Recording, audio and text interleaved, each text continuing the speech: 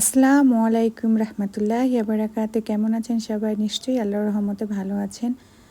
Ayesha cooking blog থেকে জানাচ্ছি আপনাদের স্বাগতম। আজ আমি আপনাদের মাঝে এসেছি একটি ভিন্ন রকমের নাস্তার নিয়ে। এটি একটি মিষ্টি আইটেম। তো এখানে আমি কিছু পাউরুটি নিয়েছি। তো পাউরুটিটা আমি কিন্তু সুন্দর করে কেটে নিচ্ছি। রুটিটা কিন্তু একবারে তরতাজা, এর জন্য খুবই নরম। আমি এখানে কেচি দিয়ে কেটে নিলাম। আপনারা চাইলে যা খুশি দিয়ে কেটে নিতে পারেন, মানে কি হাত দিয়েও ছাড়িয়ে নিতে পারেন, মানে কিনারের ব্রাউন কালারটা যেন না থাকে। তো এরপর এই রুটিগুলোকে কিন্তু আমি সুন্দর করে টুকরো টুকরো করে ছিঁড়ে নিচ্ছি।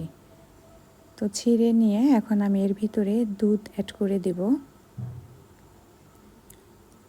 দেখতেই পাচ্ছেন, সামান্য, খুব বেশি না, যেন এটা মানে মাখা মাখা মাখা মাখা করে আমি ছানতে পারি। তো এই তো এভাবে আমি ছেনে নিচ্ছি। দেখতেই পাচ্ছেন, যেমন আপনারা ময়দা ছানেন ঠিক ওই রকমভাবেই আপনারা ছেনে নেবেন।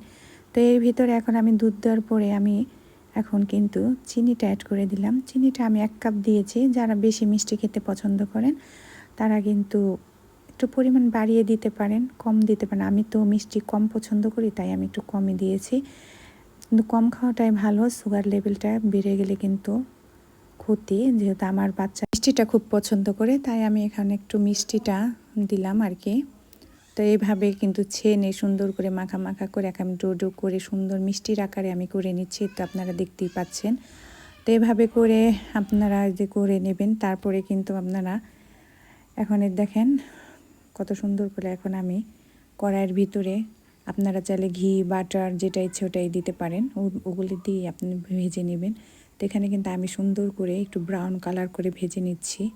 ভেজে এটা কিন্তু যে এটা বলে গোলাপ জাম, আমি সেভাবে কিন্তু এটা ভেজে নিলাম।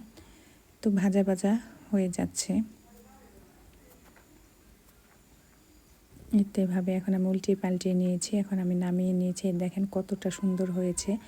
এখন কিন্তু যারা আর একটু বেশি মিষ্টি পছন্দ করেন তারা কিন্তু শিরা বানিয়ে বা ভেজাতে পারেন। তো আমি কিন্তু এটা ড্রাই রেখেছি, এভাবে শুকনোটাই রাখলাম। তো এভাবে দেখেন ভিতরে কিন্তু কতটা সফট হয়েছে আর কতটা সুন্দর হয়েছে। আপনারা অবশ্যই এটা ট্রাই করে দেখবেন। এখন আমি আরেকটি রান্নায় চলে যাচ্ছি। এটা কিন্তু আগেরটা যেহেতু আমার মিষ্টির ছিল, এটা কিন্তু আমার একটু ঝাল টাইপের হবে। তো এটা বিকেলে নাস্তার জন্য আমি তৈরি করছি। এখানে নিয়েছি আমি 1 কাপ বেসন, আর দিয়ে দিলাম 1 কাপ চালের গুঁড়া।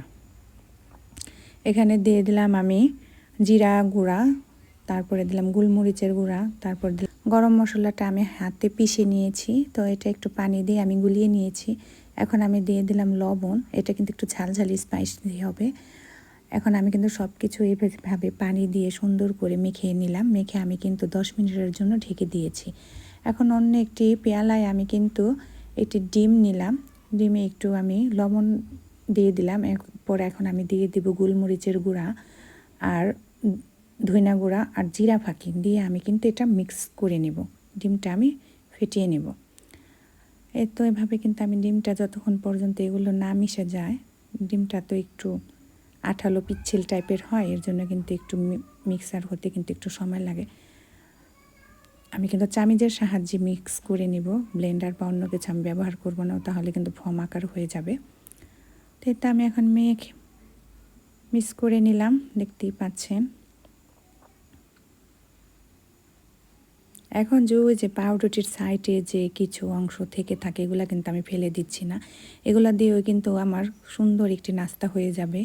বিকেলবেলার নাস্তা কুড়মুড়ে একবারে। এটা যে কি সুন্দর, কি ভালো খেতে, স্পাইসি, আপনারা না খেলে বিশ্বাস করবেন না। আমি কিন্তু যেভাবে ওই যে আমি গুলিয়ে নিয়েছিলাম সেটার ভিতরে চুবিয়ে, তারপর আমি ডিমের ভিতরে চুবিয়ে, তারপর কিন্তু আমি এখন ভেজে নিচ্ছি।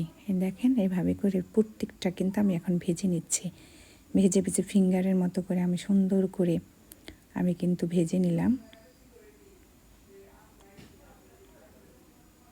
যতক্ষণ পর্যন্ত লাল আকার ধারণ না করে আমি কিন্তু ততক্ষণ পর্যন্তই ভেজে নিব। এই দেখেন কি সুন্দর, এটা কিন্তু খুবই মচমচে টেস্টি একটা হয়েছে।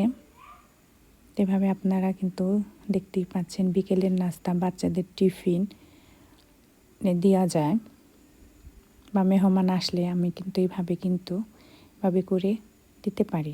এখন কিন্তু আমার কিন্তু হয়ে গিয়েছে। এটা কিন্তু এখন আমার পরিবেশনের জন্য প্রস্তুত। এখন আমি এই যে সস দিলাম, সস দিয়ে এখন আমি কিন্তু এটা দেখেন এত সুন্দর এখন আমার স্পাইসি কুড়মুড়ে আমার প্রস্তুত হয়ে গিয়েছে। তো আপনারা এইভাবে কিন্তু বাসায় অবশ্যই ট্রাই করে দেখবেন। আর আমার ভিডিওটা যদি আপনাদের কাছে ভালো লেগে থাকে অবশ্যই লাইক কমেন্ট শেয়ার করবেন ও সাবস্ক্রাইব করে আমার পাশে থাকবেন। আল্লাহ হাফেজ।